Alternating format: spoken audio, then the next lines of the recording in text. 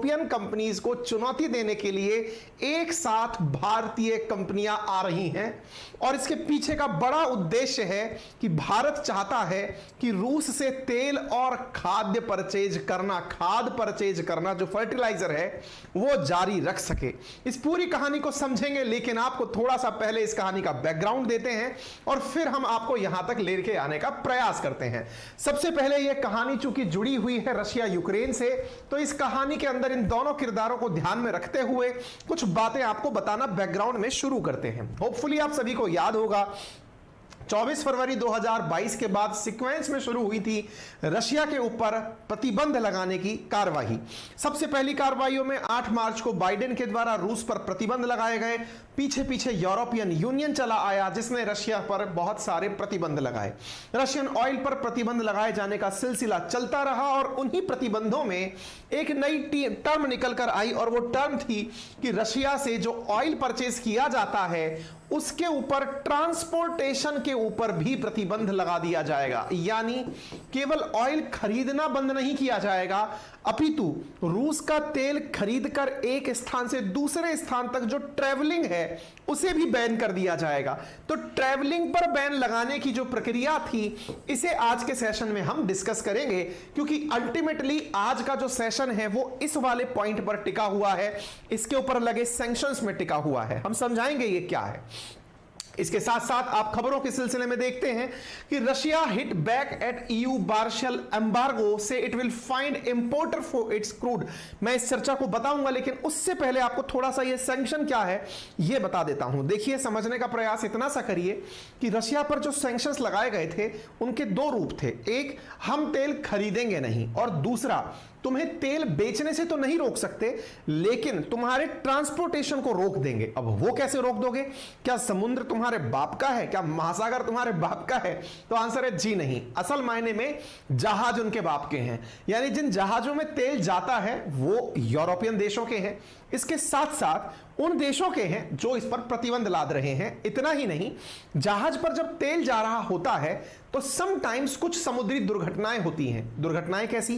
कई बार समुद्र में तेल के जो जहाज हैं वो गिर जाते हैं, पलट जाते हैं या कोई दुर्घटना में शिकार हो जाते हैं। ऐसी स्थिति में तेल समुद्र पर फैल जाता है। तेल के समुद्र में फैलने से एक बहुत बड़ी पर्यावरणीय समस्या उत्पन्न होती है जिसे आप ऑयल स्पिल की घटना के नाम से जानते हैं। उस तेल के फैलने से मराइन इकोसिस्टम यानी समुद्री पारिस्थितिकी जो तंत्र है वो बुरी तरह प्रभावित होता है। समुद्र की गहराई में रहने वाले मछलियां या फिर नीचे की तरफ पैदा होने वाले जो छोटे छोटे पादप हैं वो पूरी तरह ऑक्सीजन और जो प्रकाश की विकिरणें हैं उनसे वंचित रह जाते हैं और बड़ी मात्रा में समुद्र को नुकसान होता है। इस नुकसान का खामियाजा चुकाने के लिए उस जो जहाज ले जा रहा व्यक्ति है उससे पैसा वसूला जाता है। अब ऐसी स्थिति में जिसका तेल फैला है वो तो ऑलरेडी संकट में है कि उसका तेल लुट गया। ऐसी स्थिति में वो तेल के साथ साथ इस नुकसान का हर्जाना कैसे पे करेगा, क्योंकि यह हर्जाना बिलियंस ऑफ डॉलर में होता है। सामान्यतया एक तेल फैलने का हर्जाना $1 बिलियन से ऊपर निकलता है। इतने का तो वो माल नहीं खरीदा जितना का उसके ऊपर पेनल्टी आ गया। ऐसी पेनल्टी से बचने के लिए करें क्या? इसको निपटाने के लिए फिर तरीका अपनाया जाता है उस जहाज का इंश्योरेंस करा दिया जाए। इंश्योरेंस का मतलब जहाज आपका है, तेल आपका है, आप ले जाइए, लेकिन अगर तेल फैल गया तो पैसा जहाज वाले को नहीं देना होगा, इंश्योरेंस कंपनी को देना होगा। अब ये इंश्योरेंस कंपनी इतनी पैसे वाली कैसे हो जाती है? इंश्योरेंस कंपनी करती क्या है, वो जहाज के जो वाहक हैं, जो ले जाने वाले ट्रांसपोर्टर हैं, उन ट्रांसपोर्टर्स से पहले ही किस्त वसूल लेती हैं। जैसे अगर आप भारत में भी एक 20 लाख की कार खरीदते हैं तो उसमें लगभग 2-3 लाख रुपए इंश्योरेंस का होता है। ठीक इसी प्रकार से वो इंश्योरेंस आपको हर साल देना होता है। ठीक इसी तरह तेल के इंपोर्ट में इंश्योरेंस कंपनी उस जहाज वाले वाहक से या मालिक से कुछ पैसे वसूलती हैं कि आपको अगर इंश्योरेंस चाहिए तो आपको हमें इतना पैसा पहले देना होगा, जो कि तुलनात्मक रूप से काफी कम होता है नुकसान की तुलना में। ऐसी स्थिति में ये इंश्योरेंस कंपनियां उन जहाजों को इंश्योर कर देती हैं और वो जहाज निर्बाध रूप से चलते हैं। तो रशियंस के साथ चैलेंज ये हुआ कि यूरोपियंस ने अपने जहाज भी अपने रखे हुए थे और जो तेल को प्रोटेक्ट करने वाले इंश्योरर थे वो भी अपने रखे हुए थे।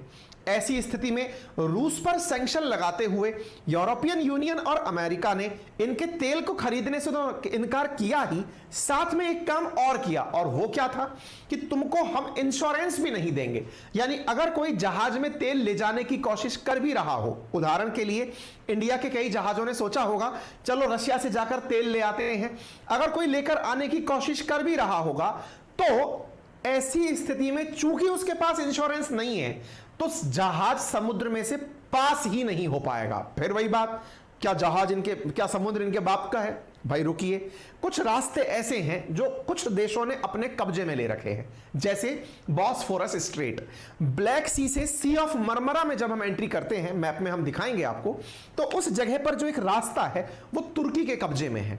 तुर्की कहता है अगर मेरे अंदर आके फट गए तुम लोग तो मेरा बहुत नुकसान हो जाएगा, इसलिए बिना इंश्योरेंस देखे मैं जहाज को जाने नहीं दूंगा।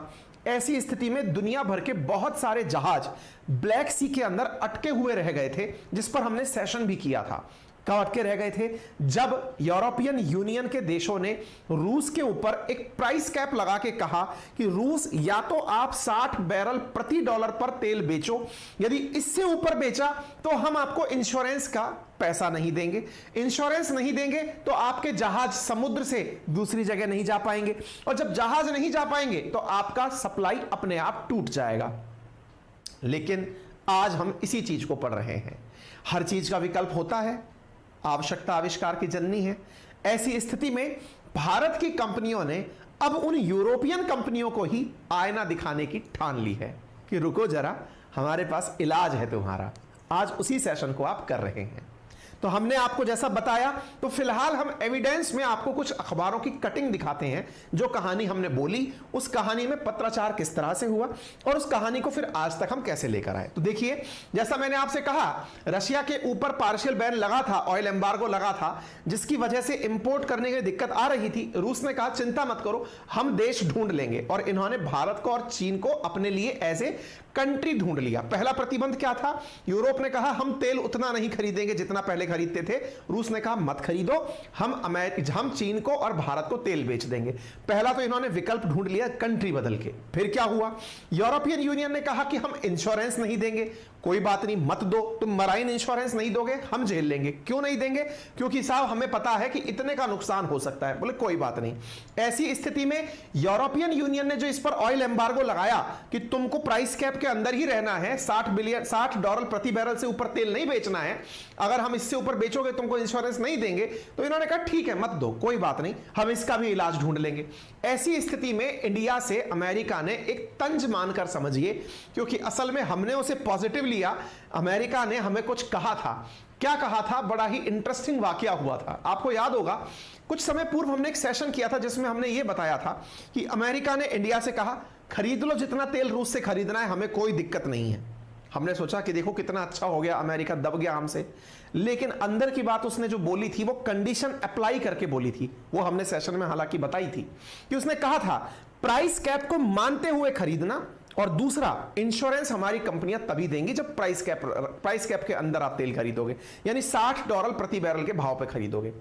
ऐसी स्थिति में भारत ने कई कंपनियों से संपर्क किया, लेकिन जवाब नकारात्मक था क्योंकि सब अमेरिका के प्रभाव में थे। तो रशिया आगे आया। रशिया ने कहा चिंता मत करो, अगर ऐसा होगा कि आपके इंश्योरेंस के कारण तेल नहीं निकलेगा तो हमारा देश इस रास्ते को प्रोटेक्ट करने के लिए इंश्योरेंस देगा। साथियों, ब्लैक सी से होकर के ये है बॉस्फोरस स्ट्रेट होते हुए जो सी ऑफ मरमरा के लिए रास्ता जाता है, जो तुर्की के कब्जे में है। बोले इसको प्रोटेक्ट करने के लिए इंश्योरेंस हम देंगे। रूस ने काफी दिन काम चलाया, रूस ने हमें जहाज भी दिए, और ऐसी स्थिति में आज की जो आगे स्थिति है वो ये कि इंडिया के इंश्योरेंस कंपनियों ने एक साथ आकर के एक और विकल्प तैयार करने की कोशिश की है, और वो ये है कि कोई बात नहीं, अगर हमारे साथ इतने ही चैलेंजेस हैं तो हमारे जहाजों को, क्योंकि इंडिया ऑलरेडी अपना 1/3 तेल रूस से परचेज कर रहा है, तो क्यों ना हम मिलकर ऐसा करें कि अपने जहाजों को इंश्योरेंस भी हम ही बांटें। और अगर अपने जहाजों को हम इंश्योरेंस बांटेंगे, हालांकि बहुत बड़ा पैसा इन्वेस्ट होगा, बहुत बड़ा नुकसान हो सकता है, कई कंपनियां बर्बाद हो सकती हैं अगर ऑयल स्पिल हो गया, पर कोई बात नहीं, जब अपॉर्चुनिटी है तो इसको हम कैश भी कर सकते हैं। अगर इंडिया के जहाज हमसे इंश्योरेंस चाहेंगे तो वो तो देंगे ही, दुनिया को भी बेचेंगे। और ऐसी स्थिति में न्यूज छपती है इकोनॉमिक्स टाइम्स के अंदर, क्या खबर छपती है, India's general insurance eye bigger marine pool for Russian oil fertilizer shipment, कि ना केवल तेल के लिए बल्कि फर्टिलाइजर यानी खाद के लिए भी हमारी जो इंश्योरेंस कंपनियां हैं वो आपस में पूल बना करके इस